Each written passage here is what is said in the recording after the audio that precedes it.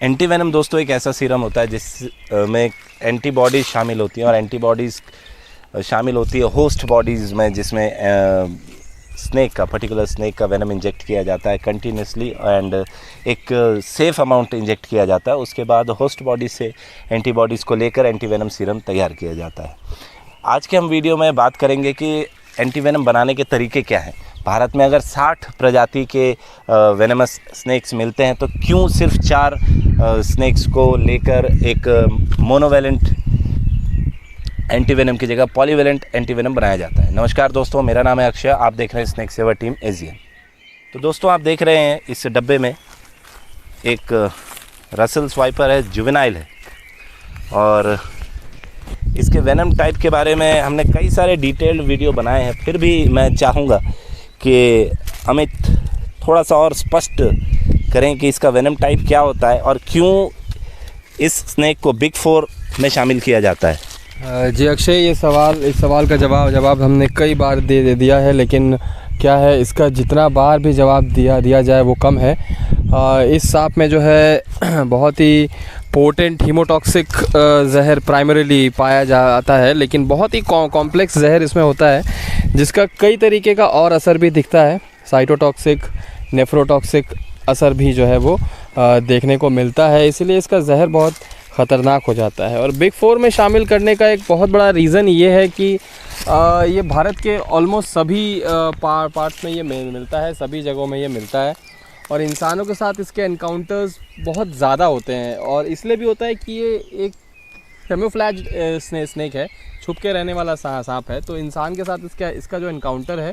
वो कई बार होता है। और हमेशा जो है जब आपका एनकाउंटर इस सांप के साथ होता है तो हमेशा ये चांस बना रहता है कि आपको इसका बाइट हो जाएगा, और इसका बाइट ड्राई बाइट बहुत कम होता है। वैसे तो मानते हैं कि 80% जो है इसका बाइट रेट जो है वो रियल बाइट होता है, लेकिन मेरा मानना है कि 80% से कहीं ज़्यादा इसका बाइट जो है रियल बाइट होता है। अमित, ऐसा क्या कारण हो सकता है कि 60 में से सिर्फ 4 प्रजातियों के सांपों को भारत में एंटीवेनम बनाने के लिए यूज़ किया जाता है, जबकि बाकी स्नेक्स भी जो होते हैं, जैसे अगर आप पिट वाइपर की बात करें बिल्कुल, और कोरल स्नेक्स की बात करें, तो ये भी काफ़ी ज़्यादा विषैले होते हैं और इंसानों की जान लेने में इनका वेनम सक्षम होता है। तो क्यों नहीं उनका वेनम को एंटीवेनम बनाने में इस्तेमाल किया जाता है? तो अक्षय, थोड़ा सा हमको इसमें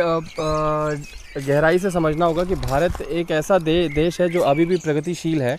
और हमारे यहाँ आबादी और मतलब आबादी का जो रेशो है, जो विविधताएं हैं हमारे यहाँ वो इतनी ज़्यादा हैं, और हमारे यहाँ चीज़ें जो हैं ग्रास रूट लेवल में अभी पहुँची नहीं है। अगर हम रेप्टाइल्स की बात अगर हम करते हैं, सांपों की बात अगर हम करते हैं, उन पे होने वाले रिसर्च की हम बात करते हैं, तो अभी भी हम डिपेंडेंट हैं कुछ ही ऐसे लोगों पे जो सांप पे रिसर्च करते हैं और उनके बारे में हमको जानकारियाँ प्रदान करते हैं। इसीलिए हम केवल उन्हीं सांपों के जहर से एंटीवेनम बना पाए हैं या बनाते हैं जिनका इंसानों से एनकाउंटर ज़्यादा होता है। ये जो बिग 4 हैं, स्पेक्टिकल्ड कोबरा कह लीजिए, वाइपर्स की दोनों प्रजातियाँ, सौ स्केल्ड और वाइपर और कॉमन क्रैब, ये ऐसे 4 सांप हैं जिनका एनकाउंटर इंसान से सबसे ज़्यादा होता है। लेकिन हम ये नहीं कह सकते कि बाकी सांपों का जो एनकाउंटर है वो नहीं होता या ना के बराबर है, ऐसा बिल्कुल नहीं है अक्षय। लेकिन मैं फिर वही कहूँगा कि रिसर्च की कमी और स्नेक बाइट को अभी तक हमारे यहाँ जो है एक वो इम्पोर्टेंस नहीं मिल पाया है हमारे देश में, जो वाकई में मिलना चाहिए। इसका सबसे बड़ा कारण ये भी है कि स्नेक बाइट के जो आंकड़े हमारे पास आते हैं, अनऑफिशियल आंकड़े बहुत अलग हैं, और ऑफिशियल आंकड़े जो गवर्नमेंट के आंकड़े हैं वो बहुत अलग हैं। दोनों के बीच में एक बहुत बड़ा अंतर है। जो अनऑफिशियल आंकड़े आते हैं वो गवर्नमेंट आंकड़ों से कहीं ऊपर हैं, तो आप समझ सकते हैं कि बेसिक लेवल में ही हमारे यहाँ बहुत सारी दिक्कतें हैं, तो उस लेवल तक पहुँचने में हमको बहुत समय लगने वाला है। तो दोस्तों, जैसा अमित ने यहाँ बताया है कि अनऑफिशियल आंकड़े और ऑफिशियल आंकड़ों में बहुत सारा कॉन्ट्रडिक्शन होता है, और इसका बेसिकली कारण ये भी है कि बहुत सारे स्नेक की बाइट्स तो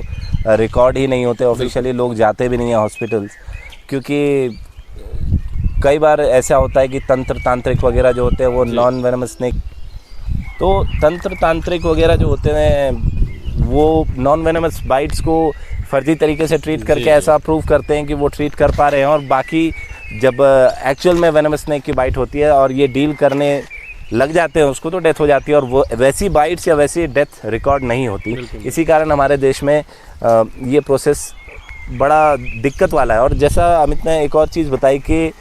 हमारे यहाँ स्नेक बाइट को एज अ थ्रेट नहीं माना जाता, एक ऐसा मतलब आने जाने में आम घटना के तौर पे देखा जाता है, जैसे हम फिसल के गिर गए या हाथ किसी का फ्रैक्चर हो गया, इस तरीके से ही इसको देखा जाता है, ट्रीट किया जाता है। बहुत बड़े स्तर पर इस पर ना रिसर्च की जाती है ना आगे की जाएगी, ऐसा हमें